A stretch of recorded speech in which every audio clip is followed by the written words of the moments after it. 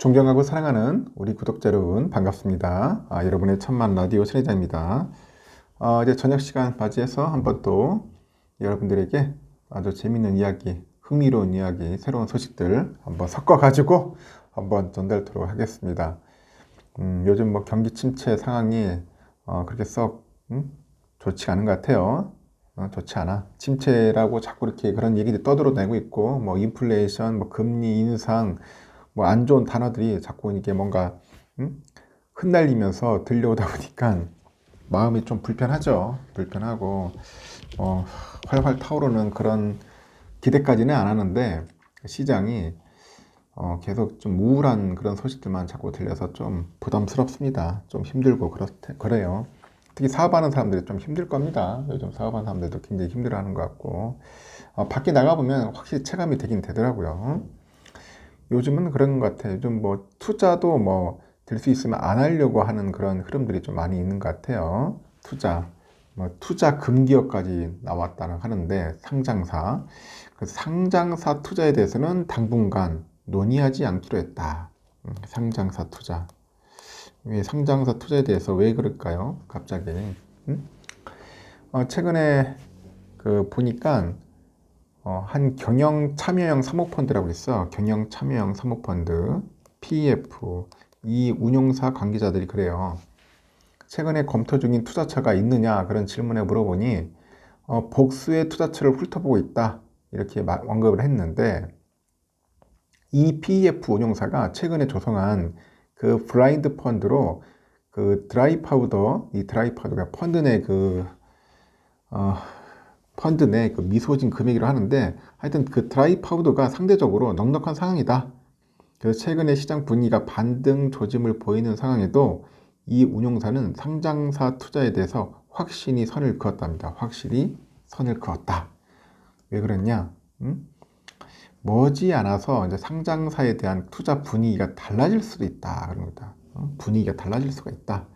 그래서 지금의 상장사 그 바이아웃이나 그 에쿼티 투자에 대해서 할 경우에는 따져야 할 경우의 수가 적지 않다 보니까 적극적으로 투자를 검토하기에는 좀 어렵지 않겠냐 하는 것 같아요. 그만큼 좀 상황이 좋지 않게 흘러갈 것 같으니까 쉽사리 투자에 나서지 않는 것 같습니다. 그래서 국내 경영 참여형 사모펀드 PEF 이 운용사들이 이 상장사 투자를 이제 보류하고 있는데 현재 보니까 주가와 연동하는 그 회사 밸류에이션을 사수하기 위해서는 녹록지 않은 상황임을 이제 부정할 수 없는 것 같아요. 녹록지 않다. 그러니까 지난해와 비교해서 몰라보게 그 내려간 주가에 대한 피로감도 상장사 투자를 그 주저하는 요소로 작용했다는 그런 관측도 있어요. 지금 보니까 좀 좋아하지 않은데 주가가 계속 내려 꺼지니까 너무나 힘든 거야. 요즘 뭐 주가 보면 대부분 반토막인 것들 너무 많잖아요. 반토막 너무 많고 30% 이상 빠진 그런 기업들이 주가들이 굉장히 많아요. 주식들이 굉장히 많다. 한번 살펴보시면 아실 겁니다. PEF 운용사들은 그 반대급부로 아직 그 상장하지 않은 회사 투자에 집중을 하고 있는 것 같아요. 그 비상장사죠. 비상장사 가운데에서도 그 단기간에 밸류가 껑충 뛴 그 스타트업은 제외하고 견조한 실적이 받쳐주는 그 대기업 계열사를 주요 타깃으로 본 것 같아. 대기업 계열사. 그래서 공모 시장 그 반등에 따른 기대감을 유지하죠. 유지하는 한편에 제때 상장하지 못할 경우를 대비한 그런 보장 수익률 사수에도 뭔가 신경 쓰는 그런 모습을 보이고 있다. 그런 이야기도 있습니다. 이 자본시장에 따르면 국내 PEF 운용사들이 올 하반기에 뛰어든 대형 투자처가 어디냐 봤더니 SK머티리얼즈, 이 에어플러스 가스설비가 있는가 봐요. 그 브루필드 이쪽도 많이 관심 갖는 것 같고 또 SKC의 산업필름 사업부 한행컴퍼니 이쪽에서 좀 하는 것 같고 SK온 프리 IPO 한투피 컨소시엄 등이 있는 것 같아요. 이 밖에 뭐 2조 원대 중반에 그 MBK 파트너스하고 매각 협상을 진행 중인 3D 구강 스캐너 업체 메디트와 그 본 입찰에 나선 KT 클라우드도 그 국내 PEF 운용사들로부터 관심이 좀 뜨거운 것 같아요. 그래서 연내 그 잠잠하던 그 PEF 운용사들이 연말 들어서 뭉칫돈을 풀어놓을 조짐을 속속 보이고 있다고 하는데, 이렇게 PEF 운용사들이 거액을 투자했거나 약간 조율 중인 그 투자처의 공통점이라면은 국내 증시에 이름을 올리지 않았다는 점입니다. 국내 증시에 올리지 않았다. 물론 뭐 대우조선 해양이나 일진 머티리얼즈 등이 올해 새 주인을 찾았는데, 중장기 성장을 염두에 둔 대기업의 계열에 그 전략적 투자자, 이 투자자가 인수했다는 점을 되새겨볼 필요가 있다는 거죠.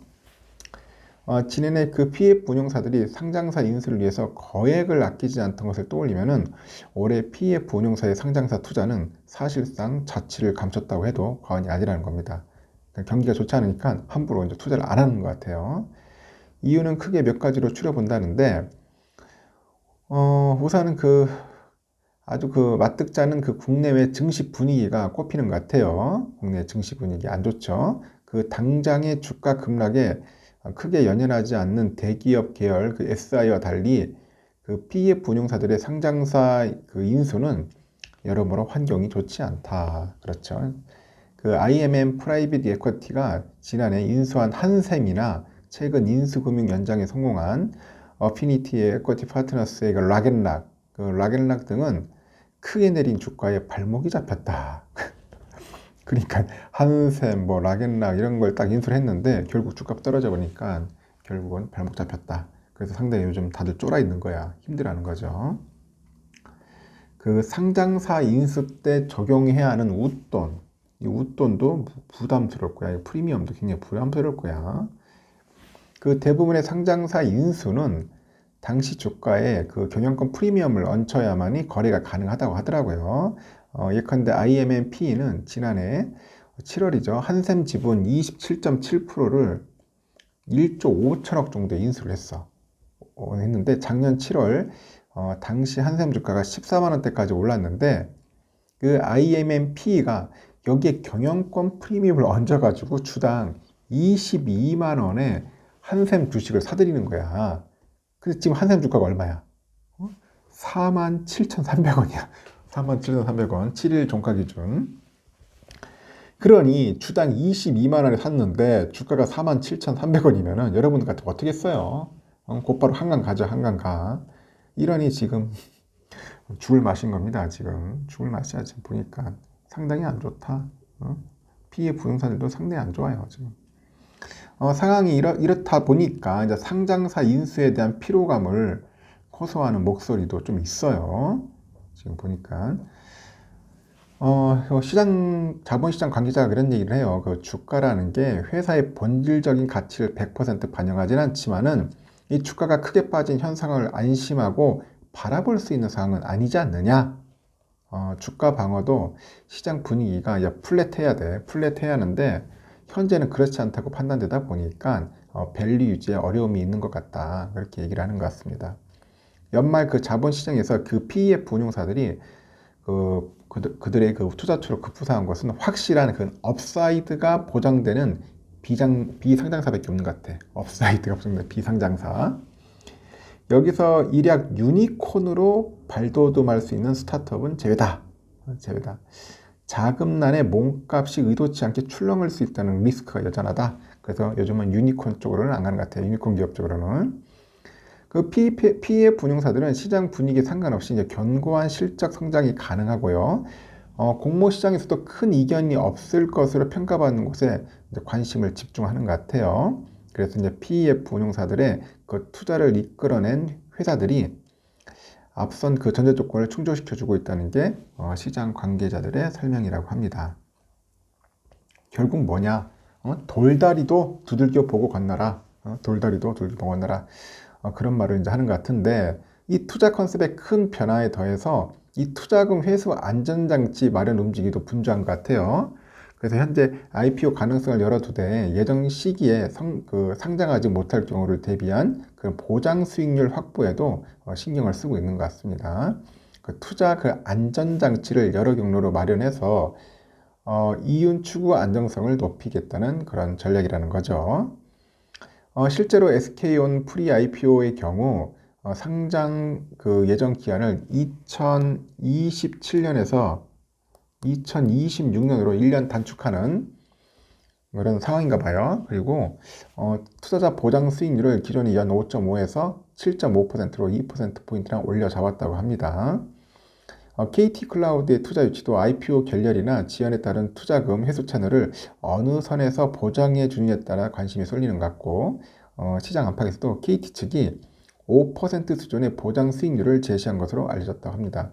하여튼 가파른 금리 인상에 해당 수준에서 만족하기는 쉽지 않을 것이다. 그런 이야기가 나오고 있네요. 그래서 지금은 주춤한다고 하지만은 이 기업 공개는 국내에서는 엑시트 대표적인 수단이기 때문에 아예 접을 수는 없다. 그런 이야기를 하는 것 같습니다. 그 해당 부분 여지를 남겨두되 투자금이 깨지면은 안 되는 시장 분위기를 감안할 때 리스크를 감수하지 않는 그런 투자 전략으로 봐야 하지 않겠나 그런 이야기를 하고 있는 것 같습니다. 이렇게 투자 운용사들도 상당히 힘들어요. 상당히 힘들어. 상당히 힘들다 보니까 다들 지금 날린 것 같습니다. 이 돈이 자꾸 돌아야 하는데 돈도 안 돌고 요즘 IPO는 아예 꿈도 못 꾸는 것 같고 잘못 인수했다가는 완전 깎아말처럼 22만 원짜리 주가가 4만 얼마 7천 원까지 빠지는 그런 모습을 보일 수 있으니 참 힘든 상황을 우리가 좀 겪고 있는 것 같아요. 그래서 요즘 뉴스를 보면 상당히 좀 좋지 않은 것들이 많이 나옵니다. 그러다 보니까 오죽했으면 당분간 말도 꺼내지 마라. 투자 금기어로 그 정도로 이제 등극을 했다는 거 보니까 우리 개미들은 또 오죽하겠나 하는 생각도 들어요. 보니까 앞으로 연말도 그렇고 내년 초까지도 뭐 썩 좋지는 않을 것 같아요. 그래서 여러분 함부로 모르는 기업이나 잘 모르는 쪽에는 얼씬도 거리지 말고 쳐다보지도 마세요. 보지도 마시 말고 자기가 불안하거나 힘들다 싶으면은 현금을 좀 가지고 있으세요. 가지고 있고 하여튼 많이 투자하지는 마시고 저는 삼성전자를 좋아하지만 삼성전자는 꾸준히 사지만은 부담스러우면 안 사도 됩니다, 여러분. 좀 기다렸다가 확실한 뭐 상승이 보이면은 그때 들어가셔도 뭐 늦지 않다고 생각을 해요. 어쩔 수 없어요. 용기 있는 분들이야 그냥 뭐 저점 들어갔지만은 내가 좀 용기가 좀 없고 약간 불안감도 많이 느끼고 겁도 좀 많이 있는 편이다. 그러면은 전략을 좀 바꿔서 접근하시는 게 낫지 않겠나 하는 생각이 듭니다. 하여튼 요즘 안 좋습니다. 참고하십시오.